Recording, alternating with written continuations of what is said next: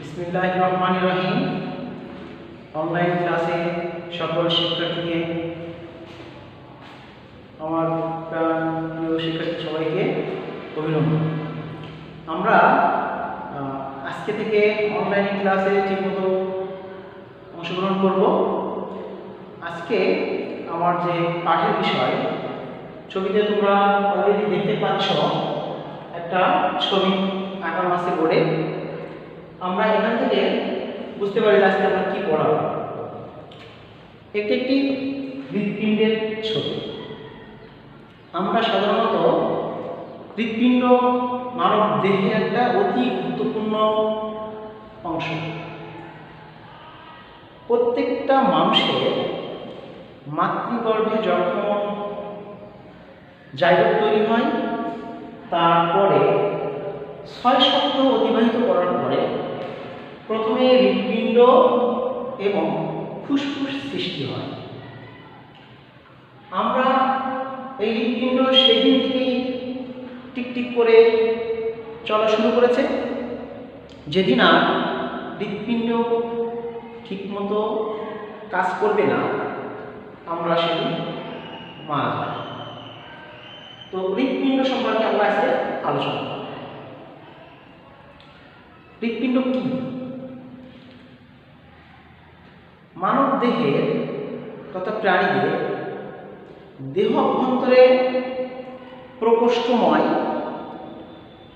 মাংস অংশ, যা ধারাবাহিক সংকোচন প্রসারণের মাধ্যমে সমগ্র দেহে রক্ত সংবহিত করে, তাকে হৃৎপিণ্ড বলে। আমরা হৃৎপিণ্ড অক্সিজেন এবং কার্বন ডাই অক্সাইড যুক্ত রক্তকে পাম্পিং করে। এজন্য আমরা এটাকে একটি পাম্পিং যন্ত্র বলতে পারি। হৃৎপিণ্ড কিন্তু এক বিন্দু রক্ত বিশুদ্ধ করতে পারে না। খেয়াল রাখতে হবে। আমরা হৃৎপিণ্ডের অবস্থানটা একটু দেখি। হৃৎপিণ্ড কোথায় অবস্থিত? আমাদের দেহের মধ্যে সাধারণত যে অংশগুলো রয়েছে, আমরা অনেকটা অংশে ভাগ করেছি। তার মধ্যে একটি হলো বক্ষীয় অঞ্চল। বক্ষীয় অঞ্চলের একটু বাম পাশে চাপা। টোটাল বক্ষীয় অঞ্চলের মধ্যে প্রধানত ফুসফুস এবং হৃৎপিণ্ড অবস্থান করে থাকে। আমরা হৃৎপিণ্ডটি একটু বামে চাপা। কেন? ফুসফুসটি ডান পাশে একটু বেশি চাপানো, 3টা লোব বিশিষ্ট, বাম পাশে 2টি লোব বিশিষ্ট। এজন্য হৃৎপিণ্ডটি বাম পাশে একটু চাপানো। এবং আমাদের যে বক্ষ গহ্বরের যে পাঁজরের অস্থিগুলো রয়েছে, সেই অস্থিগুলো পঞ্চম অস্থির নিচ পর্যন্ত হৃৎপিণ্ডটা অবস্থান করে থাকে। আমরা হৃৎপিণ্ড অবস্থান সম্বন্ধে জানব। এটা সাধারণত একজন মানুষের জীবনে, টোটাল একজন মানুষের জীবনে গড়ে 2600 মিলিয়ন বার, 2600 মিলিয়ন বার স্পন্দিত হয়। এবং সাধারণত প্রতি ভেন্ট্রিকল থেকে বা নিলয় থেকে 155 মিলিয়ন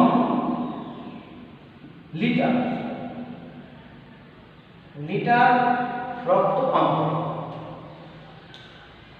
প্রায় 1.5 কোটি।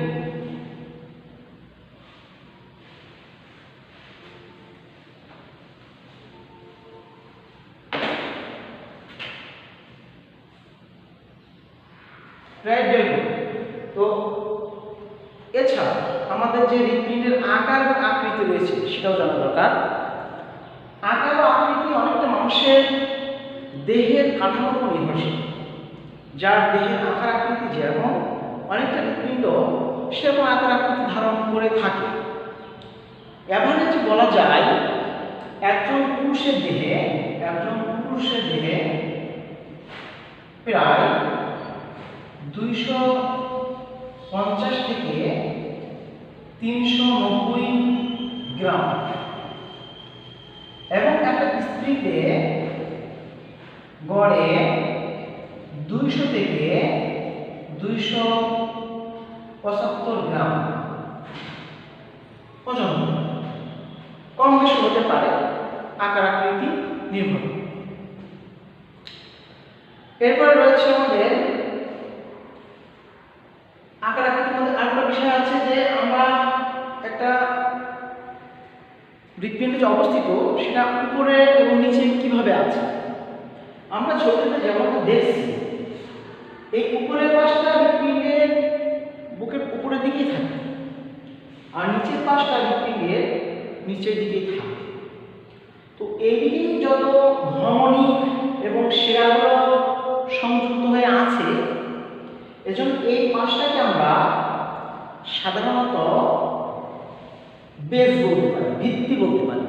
বেস বা ভিত্তি, বেস উপরের পার্ট, নিচের পার্টটা আমরা উপরের অংশ যেমন বেস, তাহলে তার একটা চূড়া থাকবে, এটাকে আমরা চূড়া বলতে পারি, চূড়া। তাহলে আমরা বুঝলাম হৃৎপিণ্ডের উপরের অংশটাকে বেস এবং এই অংশটাকে চূড়া বলছি। দৈর্ঘ্য এবং প্রস্থ, হৃৎপিণ্ডের এই অংশটাকে আমরা হৃৎপিণ্ডের দৈর্ঘ্য মনে করব আর এই পাশ দিয়ে আমরা প্রস্থ মনে করব। সাধারণত হৃৎপিণ্ডের দৈর্ঘ্যটি, এই যে দৈর্ঘ্যটা 12 সেন্টিমিটার এবং হৃৎপিণ্ডের যে প্রস্থ সেটা এভারেজে 8 সেন্টিমিটার। এভাবে আমাদের হৃৎপিণ্ড অবস্থান করে আছে। এখন আমরা হৃৎপিণ্ড যে একটা জায়গায় আবদ্ধ হয়ে আছে সেটাকে আমরা দেখব কিভাবে সে আছে। তার মধ্যে একটা বাইরে একটা আবরণ আছে, যে আবরণের মধ্যে টোটাল হৃৎপিণ্ডটা অবস্থান করে থাকে। আমরা একটু সেদিকে আসি।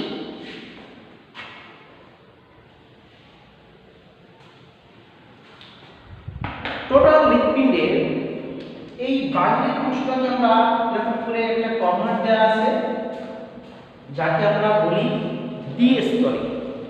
দুইটা স্তরের সমন্বয়ে আমাদের এই হৃৎপিণ্ডের একটা কভারের মধ্যে আবদ্ধ, যাকে আমরা বলবো পেরিকার্ডিয়াম। যাকে বলবো কি? পেরিকার্ডিয়াম।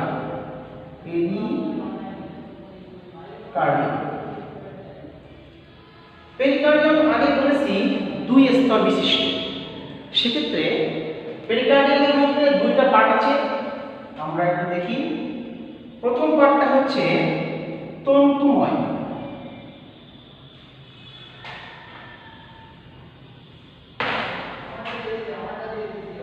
তন্তুময় পেরিকার্ডিয়াম।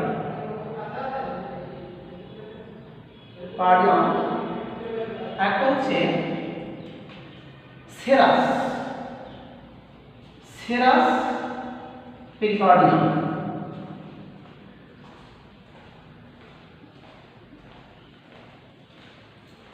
সেরাস পেরিকার্ডিয়ামকে আবার 2টা পার্টে ভাগ করা হয়েছে। আরো সূক্ষ্ম করে যদি বলতে পারি, এই সেরাস পেরিকার্ডিয়ামের মধ্যে 2টা পার্ট আছে। একটা হলো ভিসেরাল, আরটা হলো প্যারাইট। এটা অতি খুব সূক্ষ্ম, বুঝতে মনে হবে যে একটা পলিথিনের মতো পাতলা। এটার মধ্যে আবার 2টা পার্ট, সেই 2টা পার্ট হলো প্যারাইটাল স্তর, আর একটা হচ্ছে ভিসেরাল স্তর। প্রথমত তন্তুময় পেরিকার্ডিয়ামটা সবার বাইরে থাকে, তার নিচে থাকে সেরাস পেরিকার্ডিয়াম। সেরাস পেরিকার্ডিয়ামের মধ্যে বাইরের পার্টটা প্যারাইটাল স্তর আর ভিতরের পার্টটাকে ভিসেরাল স্তর বলা হচ্ছে।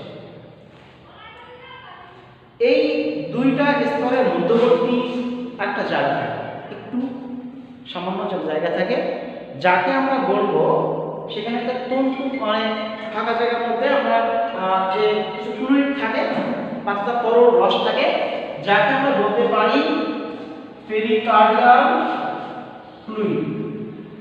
পেরিকার্ডিয়াল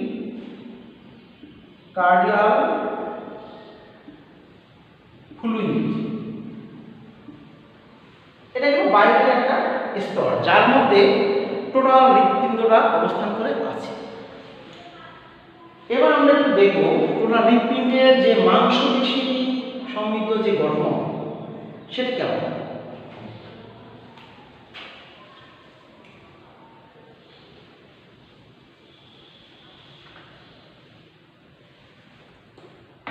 সাধারণত এটাকে আমরা প্লাসিং বলতে পারি। কেন? একটা ভিতরে ফাঁকা জায়গা আছে, তাহলে তার বাইরের যে অংশটা তাকে আমরা প্লাসিং বলতে পারি। সেক্ষেত্রে আমরা এখন যেটা বলবো হৃৎপিণ্ডের প্লাসিং। হৃৎপিণ্ডের প্লাসিংয়ের মধ্যে তিনটা পার্ট আছে। এক নম্বরটা হলো এপিকার্ডিয়াম। এপিকার্ডিয়াম। দুই নম্বরটা হলো মায়োকার্ডিয়াম। মায়োকার্ডিয়াম। তিন নম্বরটা হলো এন্ডোকার্ডিয়াম।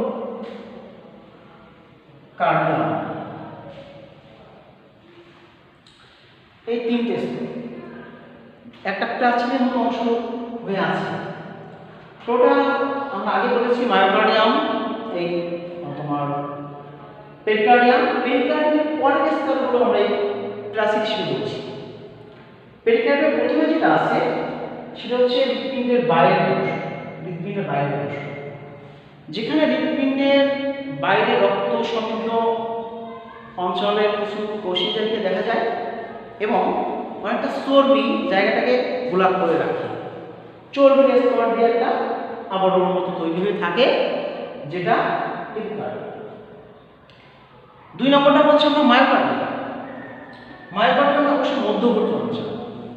তাহলে এই যে হৃৎপেশি, আমরা হৃৎপেশি একটা অনচ্ছিন্ন পেশি। মায়োকার্ডিয়াম মূলত হৃৎপিণ্ডের পেশিবহুল অংশ। যে পেশি আমাদের ইচ্ছা নিয়ন্ত্রিত হয় না, এটা অটোমেটিক সেই জন্মের আগে থেকেই মৃত্যু পর্যন্ত চলছে ছন্দময় গতিতে। ঠিক একইভাবে এই মায়োকার্ডিয়ামের ঐচ্ছিক পেশি সংকোচন প্রসারণের মাধ্যমে এটা চালু আছে।